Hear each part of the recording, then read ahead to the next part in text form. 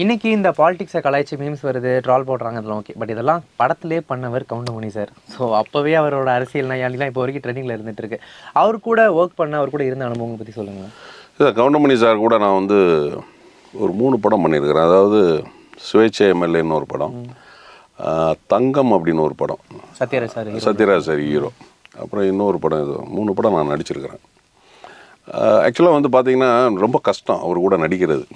என்னென்னா நம்ம வந்து ஸ்கிரிப்டை தான் மைண்டில் வச்சுருப்போம். இப்போ வந்து நம்ம 2 பேரும் பேசிகிட்டு இருக்கோம்னா உங்களுக்கு ஒரு டயலாக் வருதுன்னா நம்ம மைண்டில் வச்சுருக்கிறது என்னென்னா உங்கள் எண்டு டயலாக் தான் மைண்டில் வச்சுருப்போம்.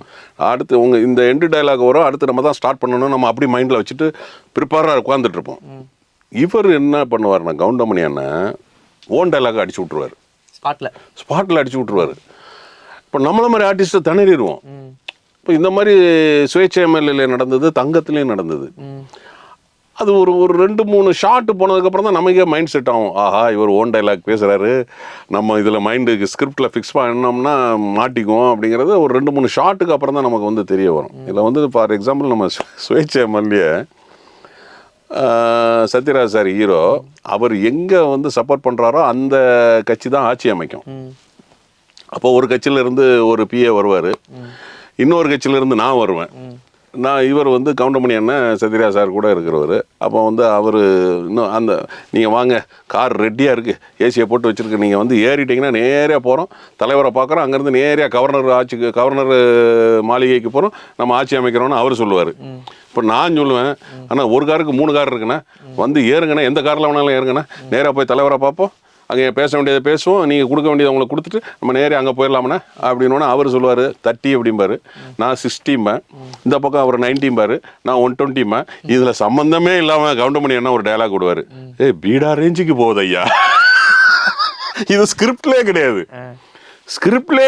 நாங்கள்லாம் ஸ்டன் ஆகிட்டோம், அடிச்சு விட்றாரு பாருங்க. அதை சொல்லிட்டு அடுத்த டயலாக் ஸ்பான்டேனியஸாக வந்துக்கிட்டே இருக்கு. பீடா ரேஞ்சுக்கு போகுதுயா மாப்பிள்ள, ஏதோ மாப்பிள்ள ஏதோ சொல்லுவார் அந்த படத்தில், மாப்பிள்ள ஒரு ரேஞ்சு எங்கேயோ போகுது மாப்பிள்ள விட்டுறக்கூடாது, நம்ம இவங்க 2 பேர்ட்டையும் போகணும், நேரே நம்ம கவர்னர் மாளிகைகிட்ட போயிடும், அங்கே இவங்க வந்துடுவாங்க அப்படின்பாரு. ஸோ இதெல்லாம் ஓன் டைலாக். ஸோ அவர் கூட நடிக்கிறது ரொம்ப கஷ்டமான விஷயம். அதே மாதிரி நீங்கள் சொன்ன மாதிரி இப்போ உள்ள அரசியலை வந்து அன்னைக்கே அவர் கலாய்ச்சிட்டார்.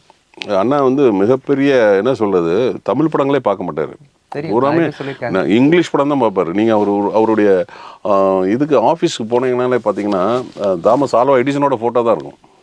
எல்லாரும் வந்து பிள்ளையாரை கும்பிட்டு போவாங்க, வெங்கடாச்சலத்தை கும்பிட்டு போவாங்க, பட் இவர் அவரை கும்பிட்டுட்டு போவார் வெளியில் போகும்போது. சீரியஸாக ஆமாம்மா, அதெல்லாம் வந்து சினிமாவில் வந்து நான் சொன்னேன்ல, ஒருத்தர் சைன் பண்ணுறாருன்னா அந்த திறமையும் வந்து அடிஷனலாக வேணும். அந்த திறமையெல்லாம் இருந்ததுனால தான் இன்றைக்கி அண்ணன் மணி அண்ணன்லாம் நம்ம பேசுகிறோம். அதெல்லாம் வந்து என்ன சொல்கிறது, பெரிய விஷயம். அன்றைக்கி கவுண்டமணி அண்ணன் டேட்டை வாங்கிட்டீங்கன்னா அப்படிங்கிறதுக்கப்புறம் தான் ஹீரோ டேட்டே வாங்குவாங்க. ஸோ வந்து இன்றைக்கி உள்ள அரசியலை ஒரு அன்னைக்கே வந்து கலாய்ச்சிட்டு அரசியலை இதெல்லாம் சகஜமாப்பா அப்படின்னு அன்றைக்கே சொல்லிட்டு போயிட்டார். அவர் மிகச்சிறந்த நடிகர் அண்ணன், அதில் வந்து மாற்றுக்கிறதே கிடையாது.